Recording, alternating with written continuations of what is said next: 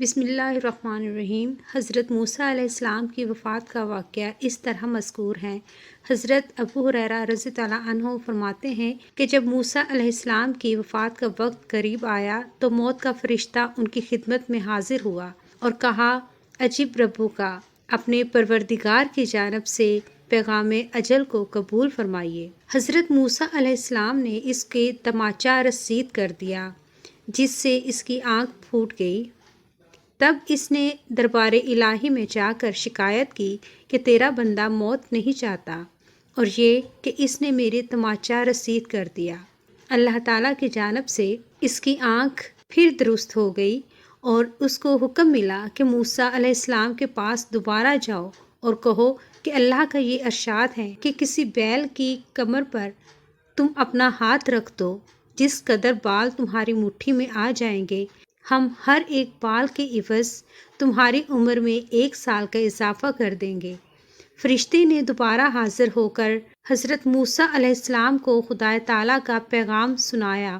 حضرت موسیٰ علیہ السلام نے دریافت کیا کہ بار الہیہ اس کے بعد کیا انجام ہوگا۔ اللہ تعالیٰ نے جواب دیا کہ آخر کار پھر موت ہے۔ تب حضرت موسیٰ علیہ السلام نے عرض کیا کہ اگر طویل سے طویل زندگی کا نتیجہ موت ہی ہے تو پھر وہ شے آج ہی کیوں نہ آ جائے، اور دعا کی کہ الہ العالمین اس آخری وقت میں ارض مقدس سے قریب کر دیں۔ نبی اکرم صلی اللہ علیہ وآلہ وسلم نے ارشاد فرمایا کہ اگر میں اس وقت ہوتا تو تم کو حضرت موسیٰ علیہ السلام کی قبر کا نشان دکھاتا کہ وہ سرخ ٹیلہ کثیب احمر کے قریب اس جگہ دفن ہیں۔ 2 سیاح مقدسی کہتے ہیں کہ اریحہ میں سرخ ٹیلے کے قریب ایک قبر ہے جس کو حضرت موسیٰ علیہ السلام کی قبر بتایا جاتا ہے۔ دوسرے تاریخی اقوال کے مقابلے میں یہ قول صحیح ہے، اس لیے کہ میدان طیہ کے سب سے قریب وادی مقدس کا علاقہ اریحہ کی بستی ہے، اور اس جگہ وہ کثیب احمر سرخ ٹیلہ واقع ہے جس کا ذکر حدیث میں آیا ہے۔ بخاری و مسلم کے اس روایت میں فرشتے کے ساتھ حضرت موسیٰ علیہ السلام کا جو معاملہ منقول ہے، ابن قتیبہ کے نزدیک وہ مادی حقیقت کے، ہمارے نزدیک اس واقعے میں انسانی موت و حیات کے مسئلے کو ایسے انداز میں بیان کیا گیا ہے کہ جس سے اس سلسلے کی تمام ضروری اور اہم کڑیاں نمایاں ہو سکے، یعنی یہ ظاہر ہو جائے کہ انسان اگر نبوت اور رسالت جیسے عظیم الشان منصب پر بھی فائز ہو جائے تب بھی بربنائے بشریت وہ موت کو غیر مرغوب شے سمجھتا ہے، مگر جب خدا اس پر موت کی حقیقت کو منکشف کر دیتا ہے تو اس کے مقرب بندوں کے لیے وہ سب سے زیادہ محبوب شے بن جاتی ہے۔ نیز یہ واضح ہو جائے کہ موت کسی کے نزدیک محبوب شے ہو یا نہ مرغوب، مگر وہ انجام کار ایک نہ مٹنے والا حکم ہے جس سے کسی حالت میں بھی مفر نہیں۔ اس لیے تمنا یہ نہ ہونی چاہیے کہ زندگی میں اضافہ ہو، بلکہ یہ آرزو رہنی چاہیے کہ زندگی کا جو لمحہ بھی میسر آئے وہ پاکی اور بلندی اخلاق کے ساتھ پورا ہو، تاکہ خدا تعالیٰ کی آغوش رحمت پا سکے اور موت حقیقی اور ابدی زندگی بن جائے۔ تو اب حدیث کے الفاظ کی تعبیر اس طرح کرنی چاہیے کہ حضرت موسیٰ علیہ السلام کی خدمت میں جب موت کا فرشتہ حاضر ہوا تو بشری شکل و صورت میں تھا۔ حضرت موسیٰ علیہ السلام اس کو اس حالت میں اس طرح نہ پہچان سکے جس طرح حضرت ابراہیم علیہ السلام اور حضرت لوط علیہ السلام عذاب کے فرشتوں کو ابتدائی نہ پہچان سکے۔ حضرت موسیٰ علیہ السلام کو یہ ناگوار گزرا کہ ایک اجنبی شخص بغیر اجازت کیوں ان کے خلوت قدا میں گھس آیا اور اس کو موت کا پیغام دینے کا کیا حق ہے، اور طیش میں آ کر منہ پر تماچا مار دیا۔ فرشتہ بشکل انسان تھا، لہٰذا بشری اثرات نے کام کیا اور آنکھ مجروح ہو گئی، مگر اس طرح عذاب کے فرشتوں نے آہستہ آہستہ حضرت ابراہیم علیہ السلام اور حضرت لوط علیہ السلام کو اپنی اصل حقیقت سے آگاہ کر دیا تھا۔ موت کے فرشتے نے حضرت موسیٰ علیہ السلام کو آگاہ نہ کیا اور فوراً غائب ہو گیا اور درگار الہی میں جا پہنچا۔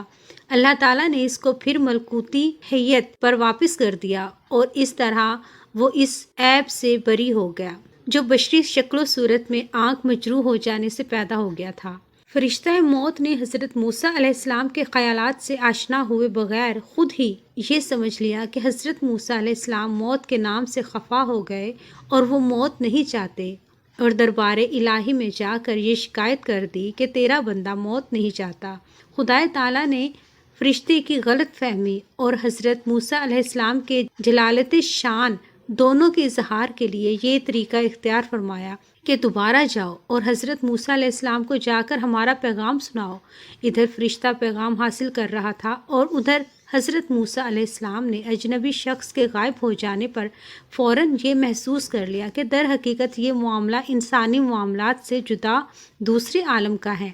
چنانچہ جب فرشتہ اجل نے دوبارہ حاضر ہو کر حضرت موسیٰ علیہ السلام کو پیغام الہی سنایا تو ان کا لہجہ اور طرز گفتگو بالکل دوسرا ہو گیا، اور انجام کار وہ رفیق اعلیٰ سے جا ملے، اور قربت موت کی جو چند گھڑیاں تھی وہ موت سے قبل اس طرح سامان عبرت و معزت بنی۔ صحیحین کی حدیث کے مفہوم و مطلب سے متعلق یہ ایسی تعبیر ہے جس سے وہ تمام سوالات و اشکالات حل ہو جاتے ہیں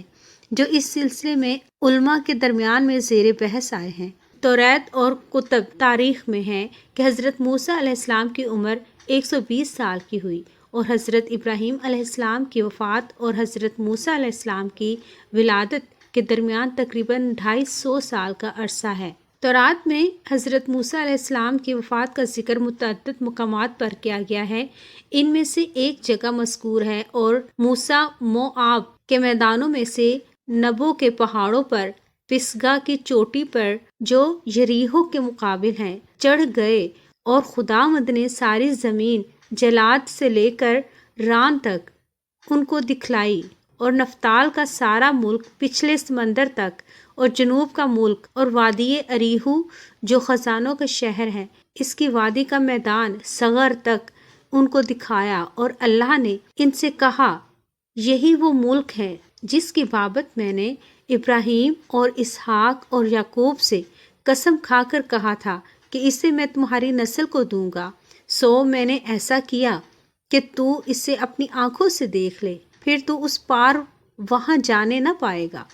پس خداوند کے بندے موسیٰ علیہ السلام نے خداوند کے کہے کے موافق وہی موآب کے ملک میں وفات پائی، اور اس سے اسے موآب کی ایک وادی میں بیت فخفور کے مقابل دفن کیا۔ پھر آج تک کسی آدمی کو